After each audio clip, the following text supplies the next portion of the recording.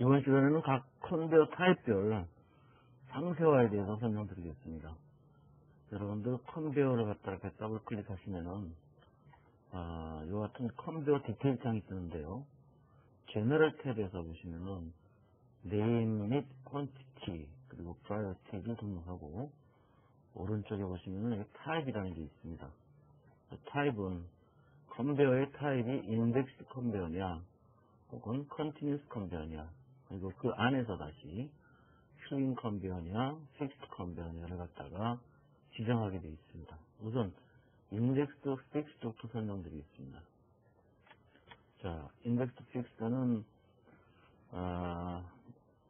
컨베어 타입 자체가 컨베어 위에 올라가는 파트의 사이즈가 동일한 경우 몇 개까지 올라갈 수 있는지를 개념적으로 정의한다고 했죠.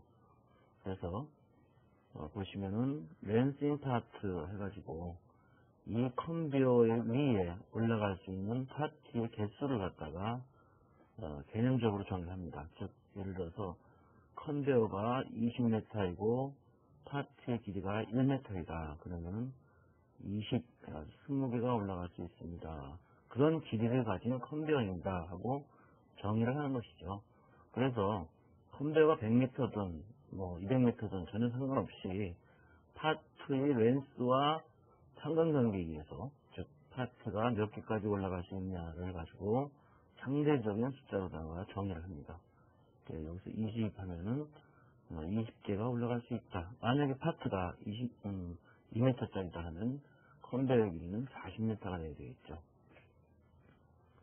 다음으로 맥시멈 캐퍼시티는 실질적으로 물리적으로 20개밖에 못 올라갑니다만 예를 들어서 파트의 중량이 너무 무겁다든지 아니면 여러가지 제약 조건 때문에 나는 10개만 올라가게 하고 싶다. 더 이상은 공간적으로는 올라갈 수 있지만 올려보낼 수 있지만 이런 제약을 두겠다 했을 때 맥시멈 캐퍼시티를 갖다가 지정을 하는데요. 이 맥시멈 캐퍼시티는 랜싱 파트와 같거나 그보다는 작은 숫자로다가 지정을 해야 됩니다. 다음으로는 아래 보시면 무브먼트 해가지고 인덱스 타임이라는 게 있는데 이 인덱스 타임이라는 건 뭐냐면 우리가 인덱스 컨베어로다 정의했기 때문에 이 인덱스라는 게 뭐냐면 그 컨베어 위에 몇 개가 올라갈 수 있느냐 하는 그 인덱스 번호를 얘기합니다. 그래서 인덱스 타임이라는 거는 컨베어 위에서 하나의 포지션에서 다음 포지션, 즉 피치라고 할 수 있죠.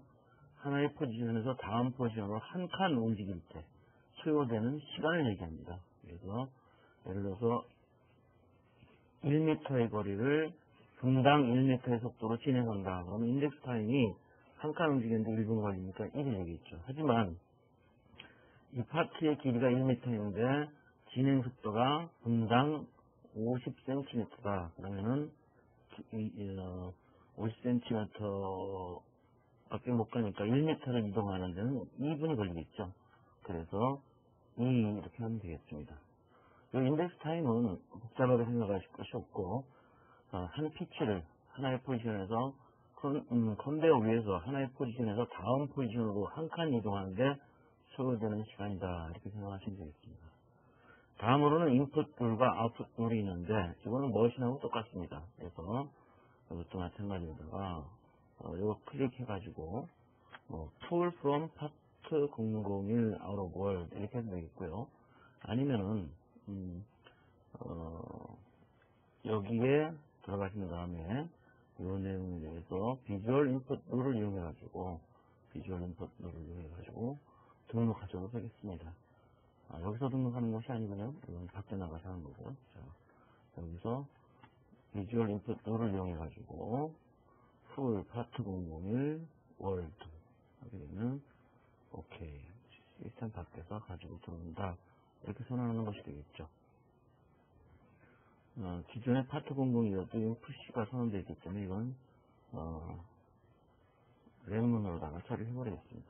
자, 하고 다음으로는 컨베어의 아웃풋 룰도 지금 웨이트 상태로 되어 있습니다만 디폴트가 웨이트죠. 이것도 push to 머신 001 이런 식으로 손으로 등록해도 되고, 아니면은 아까 같이 비주얼 아웃풋을 이용해서 등록하셔도 되겠습니다.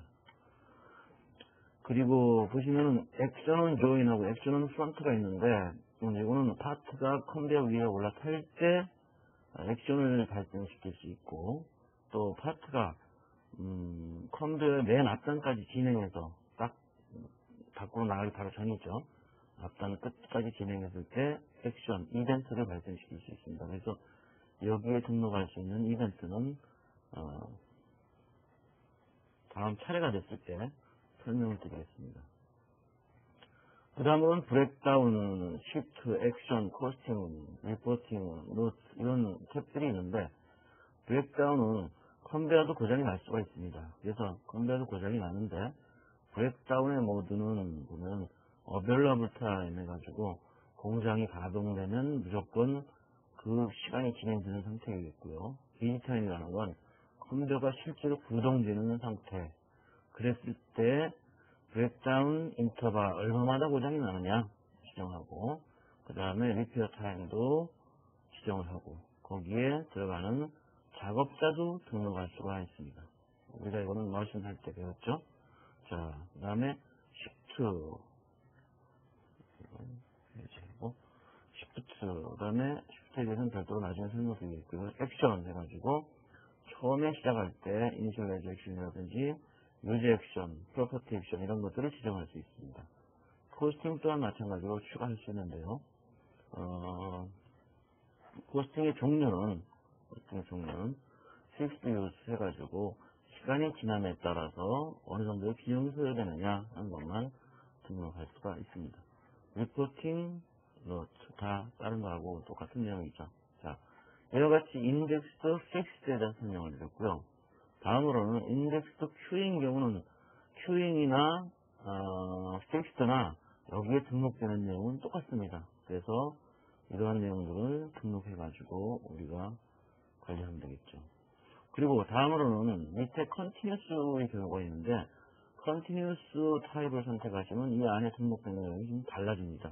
즉 이와 같이 컨티뉴스 픽스트를 선택했을 때 달라지는 내용이 뭐냐면은 렌스 해가지고, 아까 우리가 렌스 인 파트 해가지고 파트의 길이에 상대적인 그것으로 길이를 선언했는데, 여기서는 컨티뉴스 컨베어의 경우는 렌스가 물리적인 길이입니다. 즉 20m면 20m 실질적으로 우리가 표현하는 길이, 피지컬한 렌스를 갖다가 등록합니다.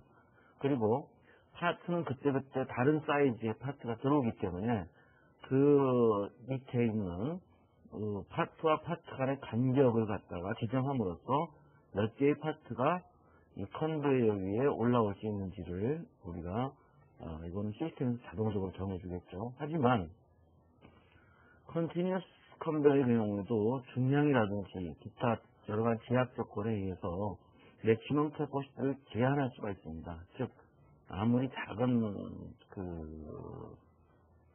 파트가 올라간다 하더라도, 공간적으로 남는다 하더라도 최대 몇 개까지만 하겠다, 이걸 개수로 정해주는 것이죠. 다음 밑에 보시면은 인풋이나 아웃풋은 똑같고요. 단지 여기서 틀린 게 뭐냐면 스피드 해가지고 컨베어의 속도가, 아까는 인덱스 타임 해가지고 한 피치를 이동하는데 소요되는 시간을 얘기했습니다만은, 이 컨티뉴스 컨베어의 경우는 물리적으로다가 실질적으로 속도가 얼마나 되느냐, 분당 아니면 시간당, 초당 해가지고 우리가 시스템에서 사용하는 단위 시간당의 속도를 갖다가, 물론 이 단위는 렌스에서 사용하는 요 길이 단위, 그리고 시스템을 실행시킬 때 사용되는 시간 단위가 동일하게 적용이 되게 됩니다. 해가지고 스피드가 예를 들어서 중물의 분유용암이기 때문에 분당 1m다, 아니면 분당 2m다, 분당 2.5m다, 이런 식으로다가 지정할 수 있는 것이죠.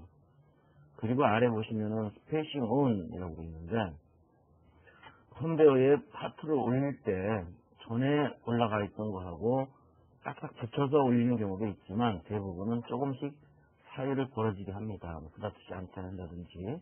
그래서 맨 처음에 올라갈 때 그 앞에 있는 파트가 예를 들어서 한 1m 정도를 앞으로 진행하고 1m를 뛴 다음에 그 다음에 공간이 나와야지만 새롭게 파트가 진입한다 해서 하는 걸 갖다가 스페이싱 온이라고 하고요. 그 다음에 큐잉 스페이싱은 큐잉 컨베이어가 아니기 때문에 뭐 등록할 수가 없습니다. 현재로서는. 그 다음에 리스타트 딜레이 해가지고 리스타트 딜레이는 아마 인덱스 타임에서도 인덱스 컨베이어에서도 나왔던 것 같은데 잠깐만요. 여기 있네요 같이. 요거 뭐냐면 컨베이어가 정지했다가 새롭게 진행을 하려면 가속도가 붙어야 되겠죠. 그래서 그런 정상 속도가 되기까지 걸리는 수요 시간을 얘기합니다. 그래서 요거는 뭐 예를 들어서 0.1분이 걸린다 이렇게 시간을 갖다가 등록하면 되겠습니다.